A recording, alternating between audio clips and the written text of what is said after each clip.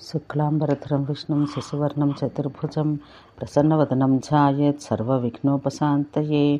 ఇక్కడ వివరించేవి కాలగణనానికి మానములు.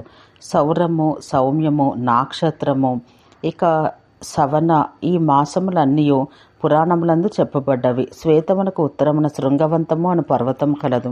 దానికి 3 శిఖరాలున్నాయి. అవి ఆకాశాన్ని తాకున్నట్లు ఉంటాయి. ఆ శిఖరాల వల్లనే ఆ పర్వతం శృంగవంతమని చెప్పబడుతోంది.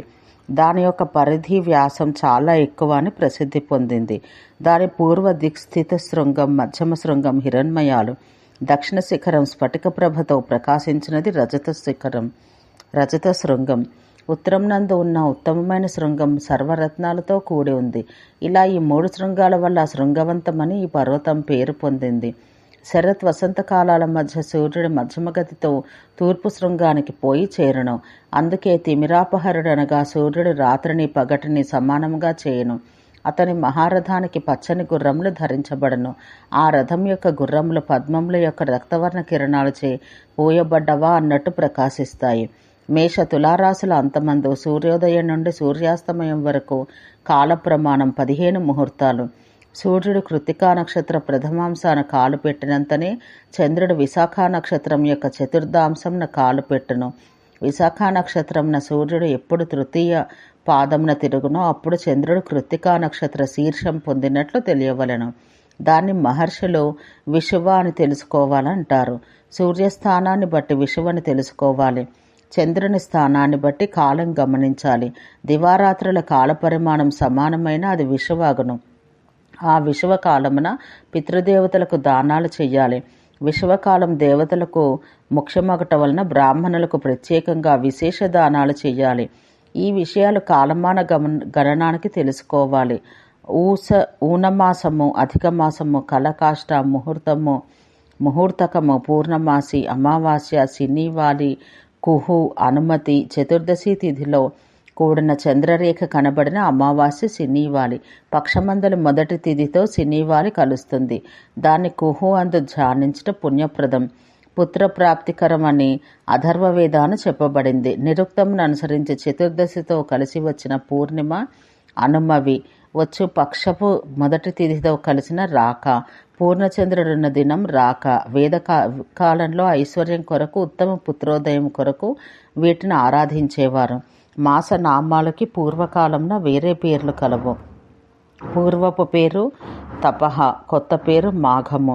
తపస్యకి పాల్గుణం, మధుకి చైత్రం, మాధవకి వైశాఖం, శుక్రకి జ్యేష్టం, శుచికి ఆషాఢం, నభకి శ్రావణం, నభస్యకి భాద్రపదం, ఇషకి ఆశ్వయుజం, ఊర్జహకి కార్తీకం, సహాసికి మార్గశీర్షం, సహహకి పుష్యము.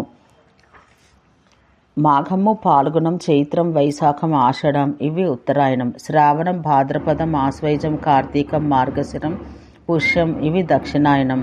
ఆవర్తంలో 5 సంవత్సరంలో. ఇవి బ్రహ్మ యొక్క పుత్రులు అంటారు. అందుకే ఋతువులను తెలుసుకోవాలి. ఋతువుల వల్లనే ఆర్తవములనగా ఋతు సంబంధమైనవి కలుగును. అందుకే ఋతు సంబంధి పర్వానికి అమావాస్య ఋతుముఖి అని తెలియాలి. అందుకే విషువ పర్వం పితృదేవహితం. అందుకే ఇది తెలిసి ఎల్లప్పుడూ పితృకార్యమునను దేవకార్యమునను పొరపాటు చెందరాదు. విషువత్తు సర్వగము, అంతటను వ్యాపించి ఉంది. ప్రజలు జ్ఞాపకం ఉంచుకోవాలి. కావున ఆ లోకం వలన లోకం స్మరించబడును. ఇది లోకాలోకం అనబడుతుంది. లోకాలోక పర్వతం యొక్క మధ్య యందు లోకరక్షకులైన లోకపాలురున్నారు. వారు 9 మహాత్ములు. సర్వభూత ప్రళయాంతం వరకు వారందు ఉందురు. వారు సుధామ, వైరాజు, కర్దముడు, శంఖపుడు, హిరణ్యరోముడు, పర్జన్యుడు, కేతుమంతుడు, రాజసుడు అనువారులు. వారు సాటిలేని వారు, నిరభిమానులు. వారు నిరవధులు, ఇతరుల వల్ల కాలమును గ్రహించేవారు కాదు, అవివాహితులు. వీరు 4 దిక్కులందు లోకపాలురు. లోకాలోక పర్వత స్థితులు. అగస్త నక్షత్రానికి ఉత్తరాన, అజవీధికి దక్షిణాన పితృయానమగు ఒక దారి కలదు. ఇది వైశ్వానర పదమునకు బయట కలదు. అందు ప్రజాపతులు, అగ్నిహోత్రులు అయిన మునులు నివసిస్తారు. పితృయాన పదస్థితులైన వారు లోక సంతానకరులు. దక్షిణ భాగం ఋత్విక్కులది. భూతారంభ కృతకర్ములు.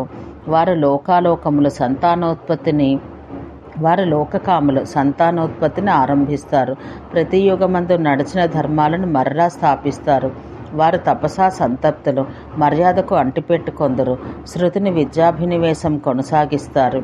పూర్వులు తర్వాత వారి గృహములలో పుడుతున్న విధంగాని తర్వాత వారు కూడా వారి మరణం తర్వాత కూడా పూర్వుల గృహాల్లో పుడతారు. ఈ విధంగా మరల పుట్టి చచ్చుచో ఆవర్తమానులై వారు సర్వభూతముల ప్రళయం వరకు ఉంటారు. గృహమేధులైన ఈ ఋషీశ్వరుల సంఖ్య 88,000 మంది. వారు చంద్రుడు నక్షత్రాలు ఉన్నంతకాలం సూర్యుని యొక్క దక్షిణాయన మార్గమును ఆశ్రయించి ఉంటారు. ఇది పవిత్ర క్రియను ఆచరించి శ్మశానాన్ని చెందిన వారి సంఖ్య. ప్రపంచంలో వారి నిత్యకర్మ కలాపంలో భూతములను సృజించుటచే, ఇచ్ఛాద్వేష ప్రవృత్తులచే, మైథునం పూనుకొనుటచే, కామకృతములచే, భోగ విషయ ప్రవృత్తులచే నడుస్తారు. ఇట్టి కారణములచే వారు శ్మశాన స్థలాలకు చెందిన సిద్ధులు. సంతానం కోరు ఋషులు ద్వాపరయుగములందు వరలే మర్రా జన్మిస్తారు. నాగవీధి ఉత్తరాన ఉన్న పదం సప్తర్షి గణములకు దక్షిణామున ఉన్నటిది.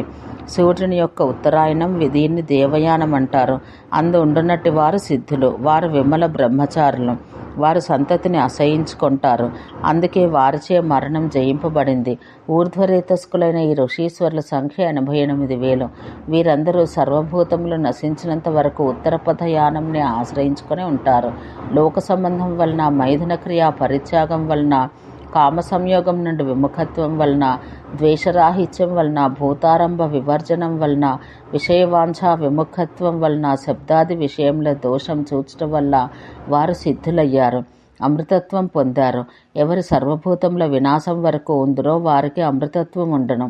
త్రిలోక సంస్థితి కొరకు ఆ ఋషులు లేక సిద్ధులు మరలా వారి భార్యలను కలిగి ఉంటారు.